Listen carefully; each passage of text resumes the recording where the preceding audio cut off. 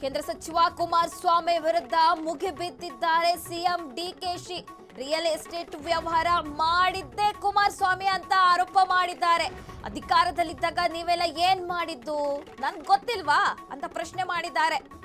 ಕೇಂದ್ರ ಸಚಿವ ಕುಮಾರಸ್ವಾಮಿ ವಿರುದ್ಧ ಸಿಎಂ ಮುಗಿಬಿದ್ದಿದ್ದಾರೆ. ರಿಯಲ್ ಎಸ್ಟೇಟ್ ವ್ಯವಹಾರ ಮಾಡಿದ್ದೇ ಕುಮಾರಸ್ವಾಮಿ ಅಂತ ಆರೋಪ ಮಾಡಿದ್ದಾರೆ. ಅಧಿಕಾರದಲ್ಲಿದ್ದಾಗ ನೀವೇನೇನೇನ್ ಮಾಡಿದ್ರಿ ನಂಗೆ ಗೊತ್ತಿದೆ ಅಂತ ಇಲ್ಲಿ ಟಾಂಟ್ ಕೊಟ್ಟಿದ್ದಾರೆ. ನಾನು ಸಿಎಂ ಆದಾಗ ನಿಮಗೆ ಪ್ರತಿಭಟಿಸುವ ಛಲ ಬಂತ? ಇಷ್ಟ ದಿನ ಏನ್ ಮಾಡ್ತಿದ್ರಿ? ದೇವೇಗೌಡರ ಸತ್ಯಾಗ್ರಹದ ಮಾತಿಗೆ ಸಿಎಂ ಕೂಡ ಇಲ್ಲಿ ಕಿಡಿಕಾರ್ತಾ ಇದ್ದಾರೆ. ಪಿಪಿಪಿ ಮಾದರಿಯಲ್ಲಿ ಯೋಜನೆಗೆ ಎಚ್ಡಿಕೆ ಮುಂದಾಗಿದ್ರು. ಇಲ್ಲಿ ಡಿಕೆ ಸಿಎಂ ಆದ ತಕ್ಷಣ ರೋಷ, ಆವೇಶ, ಛಲ ಬಂದ್ಬಿಡ್ತಾ ಅಂತ ಪ್ರಶ್ನೆ ಮಾಡಿದ್ದಾರೆ. ದೇವೇಗೌಡರ ಹೆಸರು ಹೇಳ್ಬಾರ್ದು ಅಂತ ಅಂದ್ಕೊಳ್ತಾ ಇದ್ದೇನೆ ಅಂತ ಸಿಎಂ ಹೇಳಿದ್ದಾರೆ. ಆದ್ರೆ ಅವರೇ ಬಿಡದಿ ಟೌನ್ಶಿಪ್ ಯೋಜನೆಗೆ ಸಹಿ ಹಾಕಿದ್ದು, ಹಾಗಾಗಿ ಮಾತನಾಡಬೇಕಾದ ಅನಿವಾರ್ಯತೆ ಸೃಷ್ಟಿಯಾಗಿದೆ.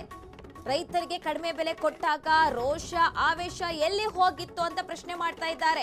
ದಳಪತಿಗಳ ವಿರುದ್ಧ ಸಿಎಂ ಡಿಕೆ ಶಿವಕುಮಾರ್ ವಾಗ್ದಾಳಿ ನಡೆಸಿದ್ದಾರೆ. ಕೇಂದ್ರ ಸಚಿವ ಕುಮಾರಸ್ವಾಮಿ ವಿರುದ್ಧ ಇಲ್ಲಿ ಸಿಎಂ ಅವರು ವಾಗ್ದಾಳಿ ನಡೆಸಿರುವಂತದ್ದು. ರಿಯಲ್ ಎಸ್ಟೇಟ್ ವ್ಯವಹಾರ ಮಾಡಿದ್ದೇ ನೀವು ಅಧಿಕಾರದಲ್ಲಿದ್ದಾಗ ಏನೇನ್ ಮಾಡಿದ್ರಿ ಅಂತ ನಂಗೆ ಗೊತ್ತಿಲ್ವಾ ಅಂತ ಟಾಂಗ್ ಕೊಟ್ಟಿದ್ದಾರೆ. ನಾನು ನನ್ನ ಆತ್ಮ ಇವತ್ತು ಈ ಸ್ಥಾನದಲ್ಲಿ ಕುಣಿಸಿದವರು ಅದೇ ನನ್ನ ಮತದಾರರು, ಅದೇ ಈ ರಾಜ್ಯದ ಜನತೆ.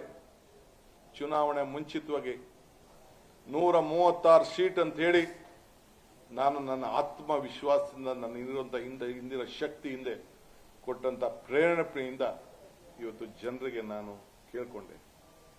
ನಿಜ, ರಾಮನಗರಕ್ಕೆ ಹೋದೆ, ಬಿಡದಿಗೆ ಹೋದೆ, ಚನ್ನಪಟ್ಟಣಕ್ಕೆ ಹೋದೆ, ಕನಕಪುರಕ್ಕೆ ಹೋದೆ, ಎಲ್ಲ ಕಡೆ ಹೋದೆ. ನನಗೆ ಪೆನ್ನು ಪೇಪರ್ ಕೊಡಿ ಅಂತ ಹೇಳಿದೆ.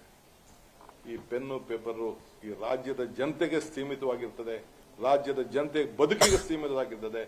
ಯಾರಿಗೂ ಕೂಡ ತೊಂದರೆ ಕೊಡುವಂತ ಪ್ರಶ್ನೆ ಈ ಪೆನ್ನು ಪೇಪರ್ ಇಂದ ಬರುವುದಿಲ್ಲ. ನನ್ನ ಜೀವ ಇರೋವರೆಗೂ ಕೂಡ ದೇವರು ನನಗೇನು ಕೊಟ್ಟಿದ್ದಾನೋ ನನಗೆ ಸಾಕು. ನನ್ನ ಕುಟುಂಬಕ್ಕೆ ಏನು ನಮ್ಮ ನಿರ್ಧಾರ ಮಾಡ್ಕೊಳ್ಳೋ ಶಕ್ತಿ ನನ್ನ ಕುಟುಂಬದವರಿದೆ. ಈ ದೇಹ ಈ ರಾಜ್ಯದ ಜನತೆಗಾಗಿ ಮುಡುಪಾಗಿಡ್ತೇನೆ. ಒಂದು ಉತ್ತಮವಾದಂಥ ಆಡಳಿತವನ್ನು ಕೊಡಬೇಕು. ಈ ರಾಜ್ಯದಲ್ಲಿ ಒಂದು ಸಾಕ್ಷಿ ಗುಡ್ಡೆಯನ್ನು ಬಿಡಬೇಕು. ಪ್ರತಿ ಹಂತದಲ್ಲಿ ಪ್ರತಿ ದಿನ ಕೂಡ ನನ್ನ ಆಡಳಿತದಲ್ಲಿ